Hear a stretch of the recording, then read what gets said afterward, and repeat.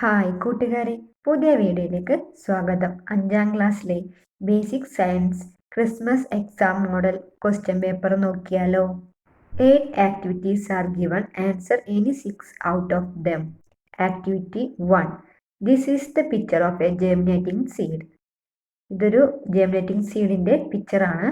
ഇനി നമുക്ക് ക്വസ്റ്റ്യൻ നോക്കാം. Which is the part that comes out first from the seed? വിത്തിൽ നിന്ന് ആദ്യം പുറപ്പെടുന്ന ഭാഗം ഏതാണ്? അതിന്റെ ആൻസർ radicle. Next question. Which part of a plant it would become? ഒരു ചെടിയുടെ ഏത് ഭാഗമായിരിക്കും അത്? ഏത് ഭാഗമായിരിക്കും മക്കളെ? റൂട്ട്, വേരല്ലേ. Next question. How does germination of seeds occur? വിത്ത് മുളയ്ക്കുന്നത് എങ്ങനെ സംഭവിക്കുന്നു? അപ്പൊ ഇതിന്റെ ആൻസർ എന്തായിരിക്കും? Water enters the seed through minute pores in the seed. The seed soaks and the outer coat breaks. The embryo inside the seed also respirates the radicle and the plumule or comes out. Next question. Write an example for a plant where plants are formed from root. അപ്പം എന്താ പറഞ്ഞിരിക്കുന്നത്? വേരിൽ നിന്ന് ചെടികൾ രൂപം കൊള്ളുന്ന ഒരു ചെടിക്ക് ഉദാഹരണം എഴുതുക. അപ്പോൾ ഏതായിരിക്കും? bread fruit tree. Next activity 2. Rama conducted an experiment to find out whether soil is required for the germination of seed. She used a disposable glass and put small holes at the bottom and placed some cotton at the bottom. After placing seed on it, she poured some water on the cotton. അപ്പം എന്താ പറഞ്ഞിരിക്കുന്നത്? വിത്ത് മുളയ്ക്കുന്നതിന് മണ്ണ് ആവശ്യമാണോ എന്നറിയാൻ രമ ഒരു പരീക്ഷണം നടത്തി. അവൾ ഒരു ചെറിയ ഡിസ്പോസിബിൾ ഗ്ലാസ് ഉപയോഗിച്ച് അടിയിൽ ചെറിയ ദ്വാരങ്ങൾ ഇട്ടു.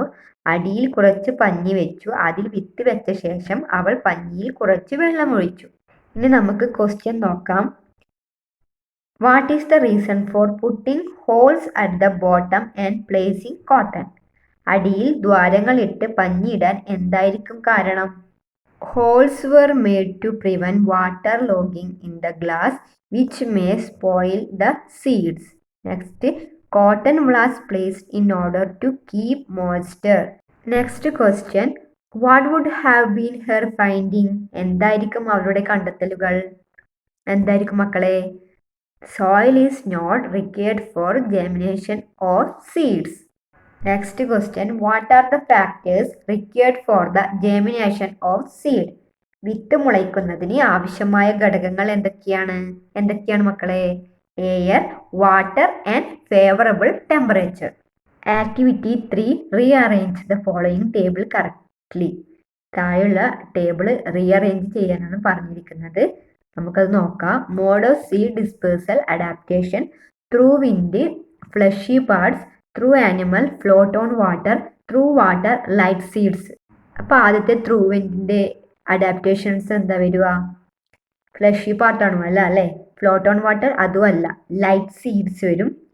അടുത്തത് ത്രൂ ആനിമൽ എന്ന് പറയുന്നത് ഫ്ലഷി പാർട്സ് ആണ് അതിന്റെ അഡാപ്റ്റേഷൻ. ത്രൂ വാട്ടറിന്റെ adaptation float on water. Next question.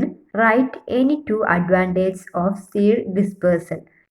Seed ഡിസ്പേഴ്സലിന്റെ 2 അഡ്വാൻറ്റേജ് ഏതാണെന്ന് പറഞ്ഞിരിക്കുന്നത്. നമുക്കത് ചെയ്ത് നോക്കാം. All the seeds of a plant germinate under it. The seedlings will not get enough sunlight, water or manure. For the seedling to get all these seeds must be carried to distant places. This enables a plant to reach and grow in different places. Activity 4. Complete the table. പട്ടിക പൂർത്തിയാക്കുക. 2 table കൊടുത്തിട്ടുണ്ട്. ആദ്യത്തെ ടേബിളിൽ എന്താ വരിക? INSAT provides television service, help to use mobile phone, provides internet service. ടെലിവിഷന്റെ സേവനം നൽകുന്നു, പിന്നെ മൊബൈൽ ഫോൺ ഉപയോഗിക്കാൻ സഹായിക്കുന്നു, പിന്നെ ഇന്റർനെറ്റ് സേവനം നൽകുന്നു. അടുത്ത ടേബിളിൽ IRS ആണ് എഴുതിയിട്ടില്ല. അതിന് എന്താ വരിക? To study on land resources, to study climatic changes, helps fishing. Next question. India is a great power in the field of space. Write any 3 points to substantiate the statement. അപ്പൊ എന്താ പറഞ്ഞിരിക്കുന്നത്? ബഹിരാകാശ മേഖലയിൽ ഇന്ത്യ ഒരു വലിയ ശക്തിയാണ് എന്ന പ്രസ്താവനയെ സാധൂകരിക്കുന്നതിന് ഏതെങ്കിലും 3 പോയിന്റുകൾ എഴുതുക. India builds it's on artificial satellites and launching vehicles. We successfully launched Chandrayaan and Mangalyaan to explore the moon and the Mars. India has its own satellite navigation system. Aditya L1 was successfully launched on 2nd September 2023. Gaganyaan, India's first manned flight to space mission, is in progress. Activity 5. Identify the following constellations and write their names. താഴെ പറയുന്നവയുടെ പേര് എഴുതാനാണ് പറഞ്ഞിരിക്കുന്നത്. നമുക്കത് ചെയ്തു നോക്കാം. ആദ്യത്തെ ചിത്രം കണ്ടു, അതിന്റെ പേരെന്താ? ഓറിയോൺ അല്ലേ? അടുത്തതോ ബിഗ് ഡിപ്പർ. അടുത്തതോ Scorpius. Next, choose the right statement helpful for star watch. Star വാച്ചിന് സഹായകമായ ശരിയായ പ്രസ്താവനകൾ തിരഞ്ഞെടുക്കാനാണ് പറഞ്ഞിരിക്കുന്നത്. നമുക്ക് നോക്കാം. First, use a star map. ഒരു സ്റ്റാർ മാപ്പ് ഉപയോഗിക്കുക. അടുത്തത്, chooses a bright moonlight night for star watching. നക്ഷത്രത്തെ നിരീക്ഷിക്കാനായിട്ട് നല്ലൊരു ചന്ദ്രപ്രകാശമുള്ള ഒരു രാത്രി തിരഞ്ഞെടുക്കുക. അടുത്തത്, electric light in the surroundings help night sky watching. ചുറ്റുപാടിലെ വൈദ്യുത വെളിച്ചം രാത്രി ആകാശ നിരീക്ഷണത്തെ സഹായിക്കുന്നു. അടുത്തത്, choose a dark open space where horizon is visible for observation. അപ്പൊ ഈ 4 ഏതായിരിക്കും റൈറ്റ് സ്റ്റേറ്റ്മെന്റ്? നാലാമത്തെ, choose a dark open space where horizon is visible for observation. Activity 6. Study the illustration given below. Fill in the blanks appropriately. ഒരു illustration ആണ് ചിത്രത്തിലുള്ളത്. അതിൽ കുറച്ച് complete ചെയ്യാനുണ്ട്. നമുക്കത് കംപ്ലീറ്റ് ചെയ്ത് നോക്കാം. ഫസ്റ്റത്തെ എന്താ വരിക മക്കളെ?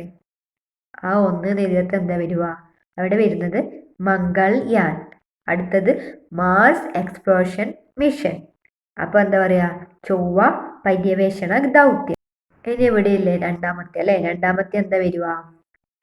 ആര്യഭട്ട എന്താ? ഇന്ത്യാസ് ഫസ്റ്റ് ആർട്ടിഫിഷ്യൽ സാറ്റലൈറ്റ് അല്ലേ? അടുത്ത മൂന്നാമത്തെ എന്താ വരിക? India's first solar mission. ഇന്ത്യയുടെ ആദ്യത്തെ സോളാർ ദൗത്യം ഏതാണ് മക്കളെ? ഏതായിരിക്കും? ആദിത്യ L1. അടുത്തത് നാലാമത്തത് എന്താ വരിക? ചന്ദ്രയാൻ 1 അല്ലേ? India's first mission to the moon. EDUSAT എവിടെയുണ്ട്? EDUSAT educational satellite. Next, who establish Thumba equatorial launching station. Thumba equatorial launching station സ്ഥാപിച്ചത് ആരാണ്? ആരാണ് മക്കളെ? Vikram Sarabhai. Next, activity 7. Look at the following pictures. Car, aeroplane, firewood, stove. Question, write the name of fuel used in each of the above situations. അപ്പൊ എന്താ പറഞ്ഞിരിക്കുന്നത്? മുകളിൽ പറഞ്ഞിരിക്കുന്ന ഓരോ സാഹചര്യത്തിലും ഉപയോഗിക്കുന്ന ഇന്ധനത്തിന്റെ പേര് എഴുതുക. അപ്പൊ നമുക്ക് കാറിലെന്താ ഉപയോഗിക്കാറ്? പെട്രോൾ അല്ലേ? എയറോപ്ലെയിനിലോ ജെറ്റ് ഫ്യൂവല്. ഫയർവുഡ് സ്റ്റൗവിലോ firewood. Next question, which gases fuel is used to run vehicle. വാഹനം ഓടിക്കാൻ ഉപയോഗിക്കുന്ന വാതക ഇന്ധനം ഏതാണ്?